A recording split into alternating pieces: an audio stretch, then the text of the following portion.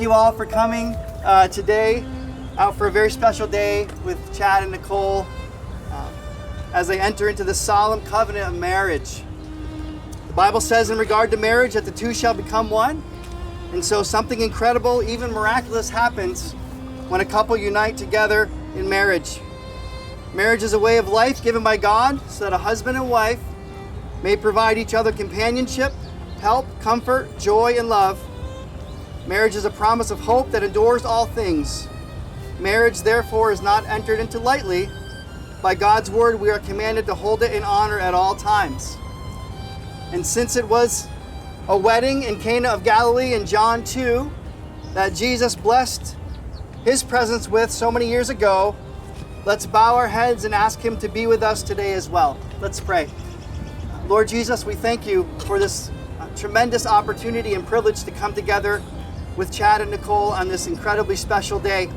We thank you, Lord, for the weather that we have, for each one that's gathered here, for the demonstration of love and support that's shown by all of their friends and their family. We thank you for the institution of marriage, how it comes from your heart, and how, Lord, you desire us to be able to enter into that. We thank you for bringing Chad and Nicole into each other's lives and for the way that you orchestrated both good times and hard times to be able to bring them together for this moment today. And we thank you that they're surrounded today by so many who love them, and those, Lord, who couldn't be here today, Lord, then we trust they're here at least in spirit. We're grateful for this opportunity. We ask this in Jesus' name, amen. Amen. So I will charge to the bride and groom, which is a simple I will, not the vow. Chad, will you have Nicole to be your wife, to live together in holy covenant of marriage? Will you love her, comfort her, honor her, and keep her in sickness and in health, forsaking all others, and be faithful to her as long as you both shall live? If so, answer, I will. I will. Nicole, will you have Chad to be your husband, to live together in the holy covenant of marriage? Will you love him and comfort him, honor and keep him in sickness and in health, forsaking all others, and be faithful to him as long as you both shall live? If so, answer, I will. I will. 1 Corinthians 13, 1 says through 8, says, if I speak with the tongues of men and of angels, but do not have love, I've become a noisy gong or a clanging cymbal. If I have the gift of prophecy and know all mysteries and all knowledge, and if I have all faith so as to remove mountains, but do not have love, I am nothing. And if I give all my possessions to feed the poor, and if I surrender my body to be burned, but do not love, it profits me nothing. Love is patient, love is kind, it is not jealous. Love does not brag and is not arrogant. Love does not act unbecomingly. It does not seek its own. It is not provoked. Does not take into account a wrong suffered. Does not rejoice in unrighteousness, but rejoices with the truth. It bears all things, believes all things, hopes all things, endures all things. Love never fails. Our gathering today is for a wedding, but it's more than a wedding. We're gathered for the beginning of a marriage, a lifelong union between Chad and Nicole. Chad, Nicole, and I have spent the past couple of months with some preparation for wedding, but lots of preparation for marriage. It's been a great privilege to get to know Nicole via FaceTime and to reconnect with Chad. Chad is my kid cousin, the youngest on that side of our family. And so it's been nice to reconnect with him.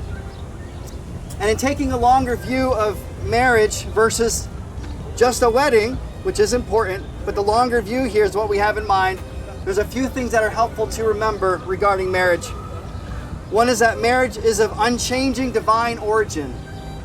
Marriage was God's idea coming from his very heart.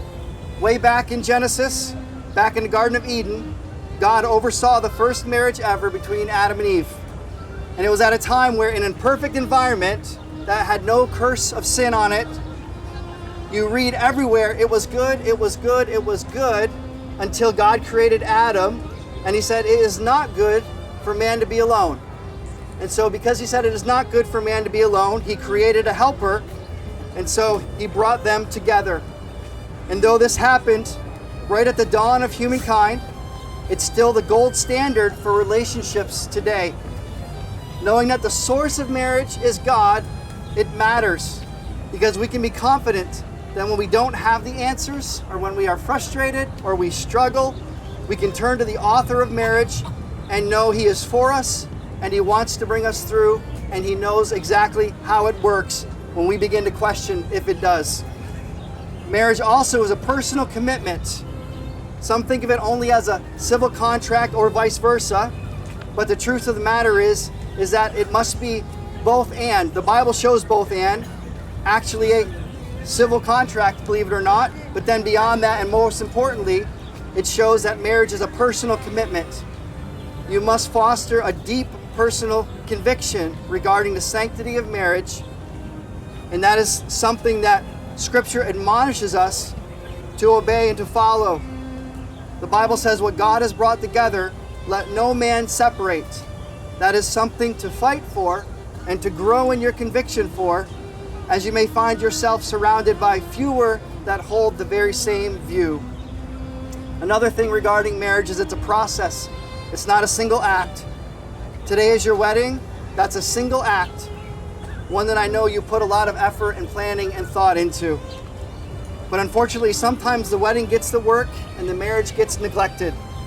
Marriage is a process, a long journey that has a tendency to gravitate towards disorder if it's left unchecked. You're starting an adventure that must shape your decisions, and you must be intentional about growing in it. And one of the best times to do that is actually when everything is going well and you feel the least need to do so. Just as when you build a house, the worst time to go out and to work on it is during a storm. It's wise to work in good weather so that it can withstand the storm and you can rest confidently and securely in what you've been building when the weather is good. So marriage is a process worth working on when things are actually good, but thank the Lord, when they're not, you can still work through in those times too. And one more thing is marriage is a cornerstone. It's the cornerstone of a healthy home and family. It's even a cornerstone of a healthy society. When marriage is under attack, it's more than just the husband and the wife that feel the effects and repercussions of it. But when a marriage is thriving, it's more than just the two in it who are benefiting from it. It permeates throughout all places and people that your lives touch.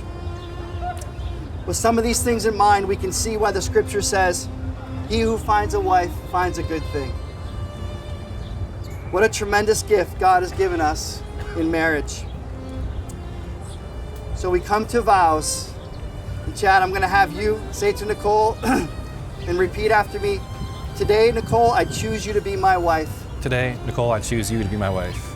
I vow to love you and encourage you. I vow to love you and encourage you. Trust you and respect you. Trust you and respect you. I accept you as you are. I accept you as you are. And I offer myself in return. And I offer myself in return. I will care for you. I will care for you. And stand beside you. Stand beside you. I will share with you all of life's adversities. I will share with you all of life's adversities. And all of its joys. And all of its joys. From this day forward. From this day forward. In all the days of my life. In all the days of my life. And Nicole, repeat after me. Today, Chad, I choose you to be my husband. Today, Chad, I choose you to be my husband. I vow to love you. I vow to love you. Encourage you. Encourage you. Trust you. Trust you. And respect you. I respect you. I accept you as you are. I accept you as you are. And I offer myself in return. And I offer myself in return. I will care for you. I will care for you. And stand beside you. And stand beside you. I will share with you all of life's adversities. I will share with you all of life's adversities. And all of its joys. And all of its joys. From this day forward. From this day forward. In all the days of my life. In all the days of my life. So we will exchange rings. Chad, I'm going to give you first ring. And as you place it on Nicole's finger, you say, "With this ring I thee wed." With this ring I thee wed.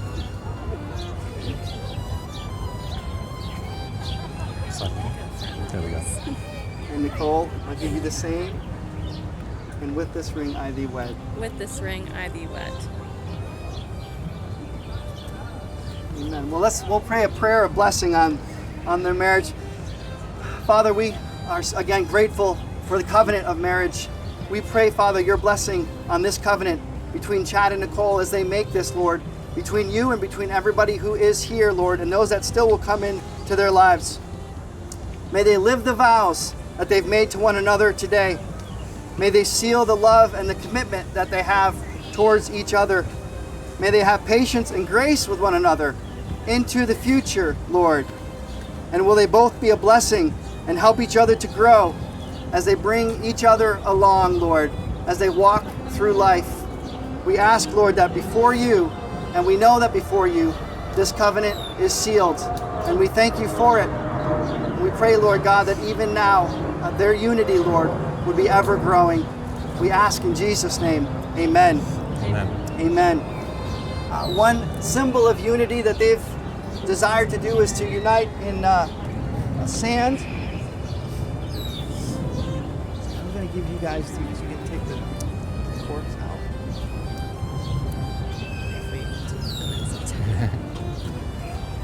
You can pour them both of them together.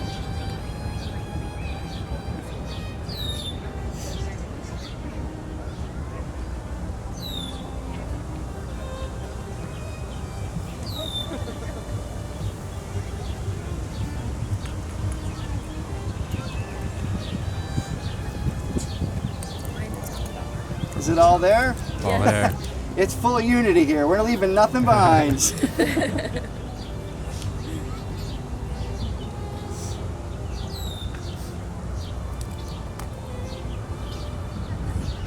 we just hand you these? I'm sorry? Can we? Oh, yes. One second.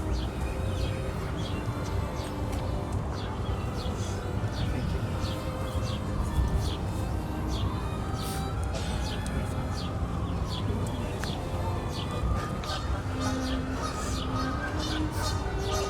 There's a congratulations. Yeah.